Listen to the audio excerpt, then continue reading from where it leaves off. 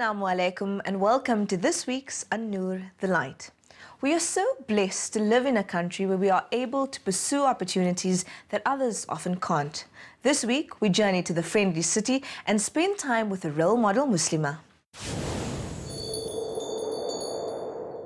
The motor vehicle industry is traditionally known as a male-dominated space, but over the years, some women have been making inroads and creating an equal place for themselves.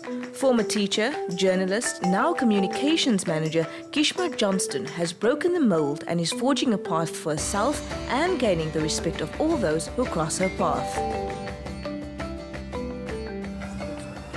Being a Muslim woman in any environment, and especially I work in quite a male-dominated environment when it comes to manufacturing of vehicles, but your softer skills, you'll find mainly there's women in the softer skills. My manager, for example, is also a woman. She runs communication in Africa and Middle East. I run communication in South Africa. So I do work with a lot of male counterparts. But what I find actually, they respect you for what you know. They respect you for how you handle your job. And there's no real issue, to me that is. I haven't experienced anything where there was anything feministic against me or so. You know, the respect for how you carry out your job has always been tremendous. Gishma works in a high-pressured environment but has managed to keep her wits about her. Not only has she climbed the corporate ladder, but she's always there to lend a helping hand or a listening ear to friends and colleagues. Firstly, it's probably her style of management. I love it. It's something I probably aspire to one day as well when I get to that level. That's where you actually get trust from your subordinates and people believe in you and they work harder for you. Also, her experience in writing and her knowledge of the field. Every single day is a new lesson. You come with something new and it's a whole lot of discussion. And also, I suppose, her knowledge about life as well. I mean, our conversations at the office are not only strictly on work, but, you know, personal life, family life, and just like what a strong woman she is as well. Her role model has always been her dad, who instilled in her the drive to better herself. Whenever she gets a moment, Gishma visits her father to catch up on his day and discuss current affairs. She credits her father for also pushing her to give back to the community, and she does this by volunteering her services at an old age home. Giving of your time is as much a sadaqah as anything else, as giving money. So giving back to your community is part of Sadaqatul Jariyah, and I enjoy doing it. And like I said, the fundraising's part of it.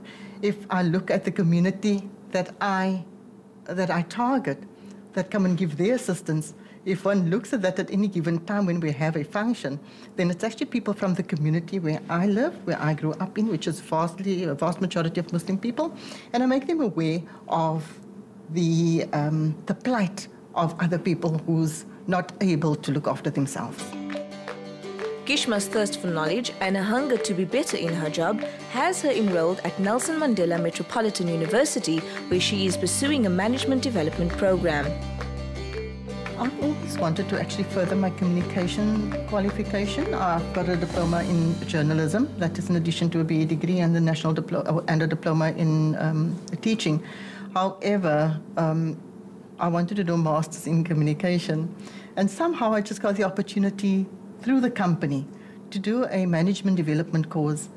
And I thought to myself, you know, as a manager, I actually would like to know what am I doing right, what am I doing wrong, and I feel that a course like that would put me on the right track for it. And I started my first year. It's a 2-year program. And I completed my first year, busy with my second year now. And I must say what I get out of this course, because it's all about management. It's strategic management. It's management in the 21st century. And we know we're dealing with different people. And it just teaches you how to manage people throughout the organization, the different generations. Juggling a successful career, family and community service can take its toll, but it seems Gishma relishes the daily challenge. In many countries, Muslim women are still struggling with just being recognized, but in South Africa and through people like Gishma, they are taking their rightful place in society.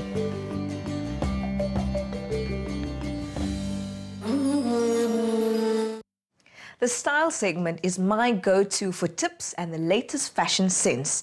These young hijabis are definitely keeping it real, and I'm inspired.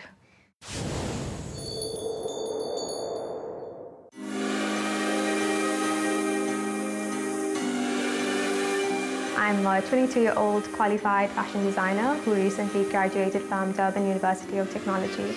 I'm trying to grow my own business called Covered by Khadija and simultaneously trying to gain some experience from the fashion industry.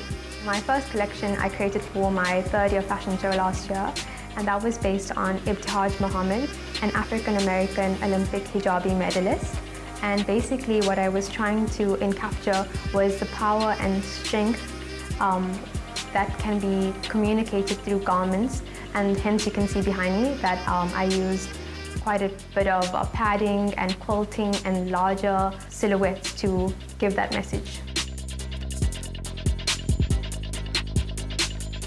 I was inspired by Ibtihaj Muhammad, and I really liked that she breaks a lot of stereotypes, both culturally and religiously, because within Islam, a lot of women think that they can't participate in sport. It's shunned, firstly because of sometimes the inappropriate outfits that they are, or just because women are deemed to be household wives and meant to stay in the home and cater for the husband. However, that's not true, and within the true essence of Islam, it talks about women empowerment, and that's really what I was trying to capture within my range. When I think about fashion, the first thing that I think about is communication. I feel that what you wear communicates who you are. So it's very important to be well-dressed and well-styled to communicate that, firstly to break the stereotype that Islam is this religion that holds women down. So if I'm wearing colorful clothes and I'm still modest and I'm smiling, this gives off the impression that I'm happy and breaks down those media-spun stereotypes. And secondly, it allows other Muslim women who are struggling with the idea of modesty to understand that you can use faith and fashion and it can be joined together. So today I'm wearing a collared long sleeve shirt with a frill, a boob tube dress that's a high-low and has a frill on the bottom, which is created by me, and a pair of slip-on sneakers with a bow on it. In terms of pairing my hijab with fashionable clothing, I actually enjoy the challenge of going out there and trying to Muslimize actually some of my garments. Hence, I'm wearing a shirt underneath a boob tube top instead of your basic inner. And I try to use prints and colors to create vibrance and creativity in my looks.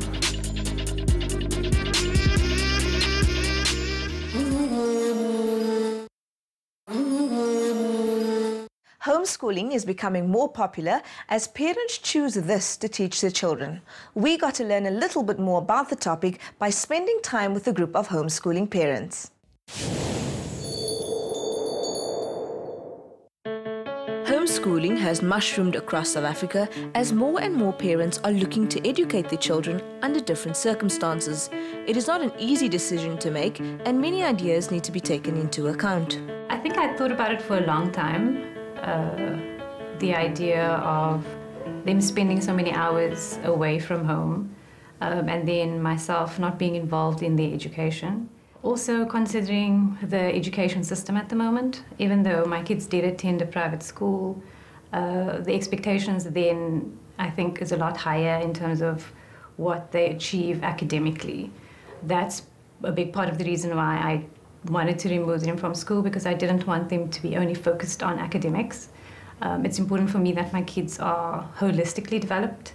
A big part of that is emotional development, and I felt that school didn't necessarily give them the space to express that or experience. For Shamila, the choice of homeschooling was one she mulled over for quite some time and decided to give it a go once she had her ducks in a row. I think the biggest difference I've seen in my kids is that there's less anxiety with regards to stringent routine. There is still a routine, but it's not the normal sort of out there routine. I think that I've seen them just use their imagination a lot more. Like, I think typically a kid is just able to do naturally. I think what I've also seen is their creativity. I've gotten to know their personalities a lot more, as well as just see what their strengths are, you know, and their learning styles. So there's been a liberation, I think, for all of us, and a lot for my kids as well, in terms of the ability to express themselves. One of the biggest myths about homeschooling is the fact that children don't interact with each other. Karima Fatah homeschools her 4 children and saw a need for them to socialize and meet other children. This led to her starting the Imagineers group. Imagineers was formed by a group of 5 homeschooling families who got together mainly to support each other in this unfamiliar territory of homeschooling. And we also decided to combat the social aspect by hanging out together with monthly outings. The idea behind the outings wasn't just to be social, but also to immerse our kids in their learning so that it's beyond the textbook and it's a lot more interactive and can bring the subjects to life for them. Karima believes the world offers opportunities in every way for kids to learn. Her monthly excursions are often fun-filled and have lessons that carry over from the field into the classroom. Today we're at Gan Eden Farm and we're learning about, the kids are seeing how a cow is being milked, and they'll be seeing chickens and eggs and chicks and horses. For one, it's to show them that there's beyond the supermarket. That is where you get your things. So the milk actually comes out of the cow, and obviously to make it a little bit more than just a picture, so that they can actually touch and feel and smell. And I don't know if you noticed, but all the kids had their noses closed. So, you know, these are to invoke all their senses when they are in an environment, so that it can be more alive for them. I will show the kids later, my kids, how we can use the milk to make ricotta cheese and how we can use the cream to make butter. There certainly are factors to consider when homeschooling, but the joy of having your children at home and being able to teach them must certainly rank high on the list of happy memories. Whatever the reasons though, parents need to conduct their own research and ensure they positively enhance their child's life through the experience. Definitely food for thought for anyone who's considering having kids. Mubarak is standing by for this week's tafseer. أعوذ بالله من الشيطان الرجيم بسم الله الرحمن الرحيم أولم يروا أنا خلقنا لهم مما عملت أيدينا أنعاما فهم لها مالكون وذللناها لهم فمنها ركوبهم ومنها يأكلون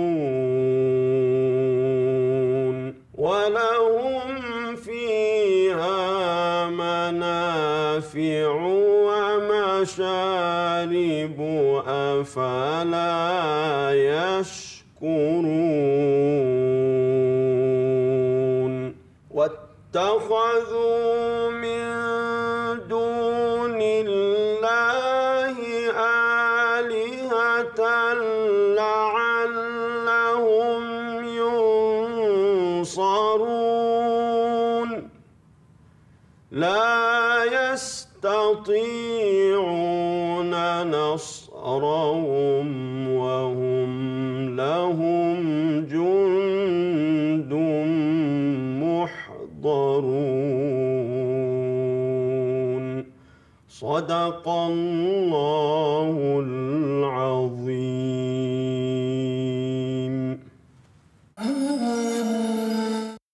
Assalamu alaikum wa rahmatullahi wa barakatuh. Peace be upon you. The beautiful rendition we've just listened to is from chapter 36 of the Holy Quran, verses 71 to 75. It speaks about creation in all its grandeur and beauty, and with all that we are able to derive from it of benefits and uses It speaks about cattle that are subdued and tamed for our benefit. It speaks about the fact that certain beasts that are tamed for us, we are able to ride on them, or we draw other benefits from them, whether it be from their meat or from their hides, etc. The question that is posed is, why is so little gratitude shown? Only few show gratitude. He says, Allah, in these verses, that He's created these for us and He's made us owners. He's given us ownership of these animals, these other creatures. And we draw whatever benefit we can and we continue. But أَفَلَا يَشْكُرُونَ, do they, man, they not show gratitude? Rather, strangely, we find that they take other than Him as Lord. وَاتَّخَذُوا مِن دُونِ اللَّهِ آلِهَةً لَعَلَّهُمْ يُنصَرُونَ, with hope that these other false deities or lower beings would help them and aid them in a particular way. لَا يَسْتَطِيعُونَ نَصْرَهُم. But the reality is this, that none will be able to benefit them, but He, glory be to Him. Rather, وَهُمْ لَهُمْ جُنْدٌ مُحْضَرُونَ. Everyone will be summoned into His court when He deems it fit. So let us be grateful. Let us draw whatever benefit we can from everything around us, but let us see His grace in what we have. All our possessions, we are grateful for it. All our positions, we are grateful for it. All that we are able to do and know, and all our friends and all our resources, we show gratitude, and we believe in His words where He says, لَإِن شَكَرْتُمْ لَأَزِيدَنَّكُمْ. If you show gratitude, I will most certainly increase you. May that be the result of our actions, an increase of divine grace. Amen. Thank you. Wassalamu alaikum wa rahmatullahi wa barakatuh.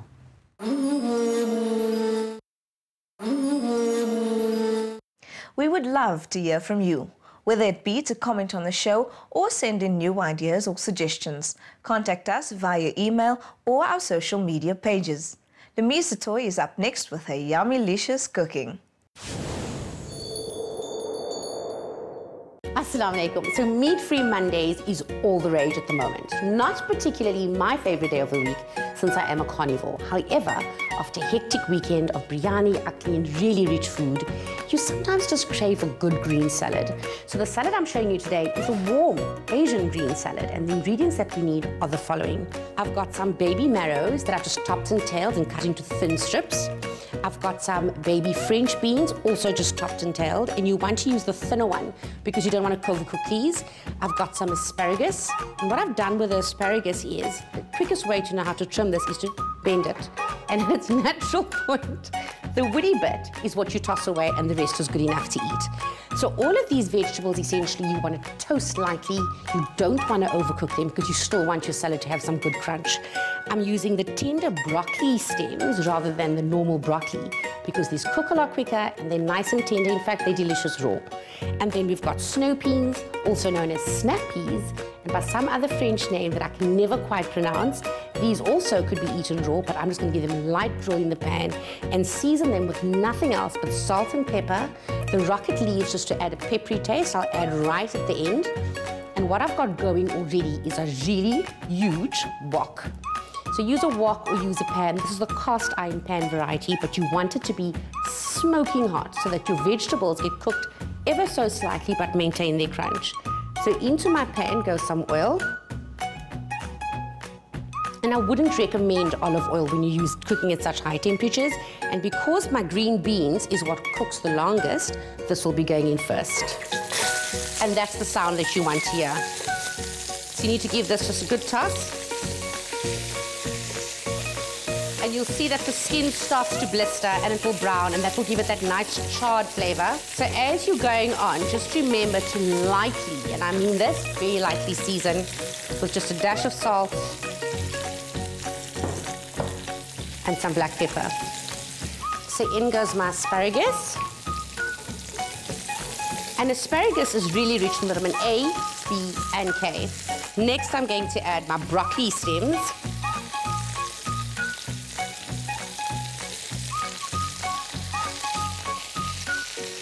again you want to season. This is nothing worse than unseasoned broccoli. It just takes you back to your childhood with that boiled vegetables that nobody wanted to eat. Why don't they do things like this? And you can actually smell the char coming off of here, which is the best bit. In go my marrows.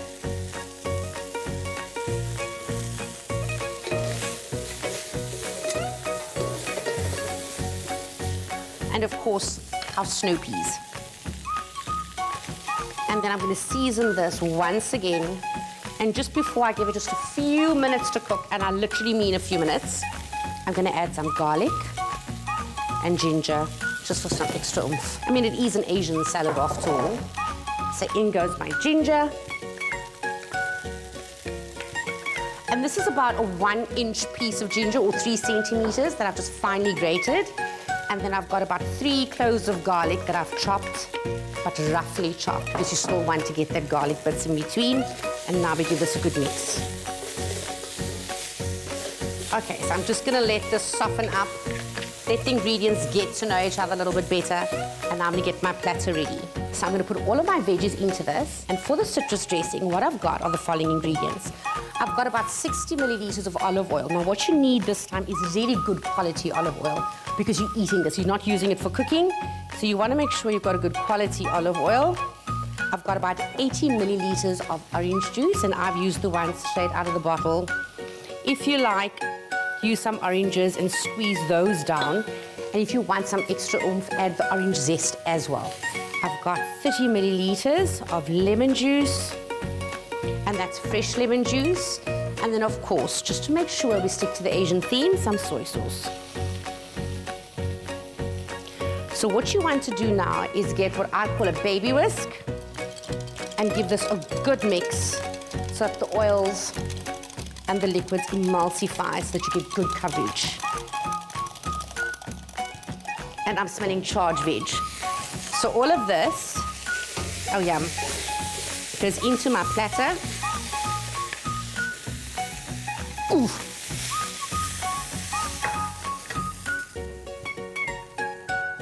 And I'm going to add to this my rocket leaves. And the reason why I use rockets and not iceberg or any other green, although watercress is robust enough to stand up to this type of salad, is because they will wilt. And this salad is best served lukewarm. So I'm going to give this a good mix. And then over this salad goes our dressing.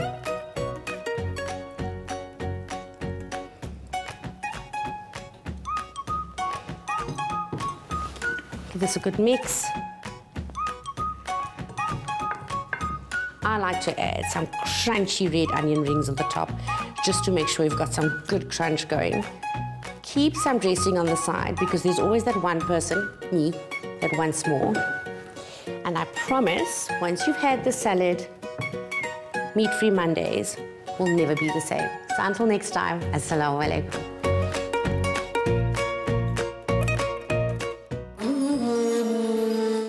I can confirm that Lamisa's food is as good as it looks after I got to spend a day with her. For those who'd like to try it at home, recipes will be posted on our Facebook page.